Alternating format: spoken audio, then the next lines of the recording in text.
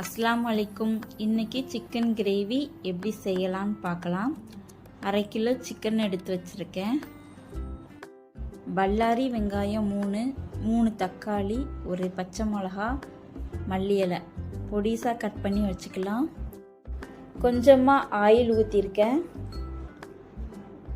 கொஞ்சம் நல்லெண்ணெய், ஆயில் பாதி நல்லெண்ணெய் பாதி ஊற்றிருக்கேன். கொஞ்சம் வெங்காயம் போட்டிருக்கேன், 2 ஸ்பூன் இஞ்சி பூடு நல்லா வதக்கிக்கலாம். பட்டை ஏலக்காய் நம்ம 2யும் போடலாம் எண்ணெயில்.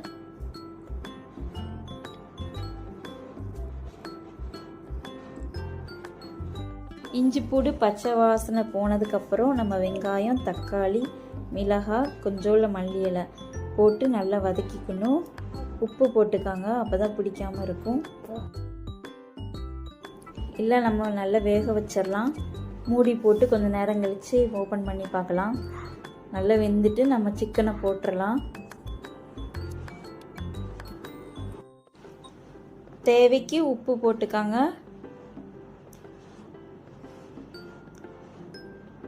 மிளகாய்த்தூள் 2 ஸ்பூன், வீட்டு மசாலா நான் 1/2 ஸ்பூன் தான் போடுறேன்.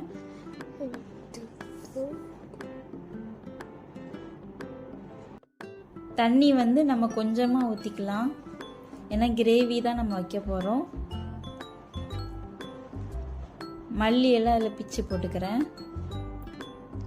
மூடி போட்டு நல்லா கொதிக்கட்டும். தண்ணி நல்லா வற்றட்டும். நல்லா வற்றிட்டு கடைசியில் மிளகு சீரகம் திரிச்சு வச்சுருக்கேன், அதை 1/2 ஸ்பூன் போட்டு மல்லி எல்லாம் லேசாக போட்டு ஒரு 5 நிமிஷம் நம்ம அடுப்புலேயே மூடி போட்டு இறக்கிடலாம். சிக்கன் கிரேவி ரெடி ஆகிட்டு. இதே மாதிரி நீங்களும் செஞ்சு பாருங்கள்.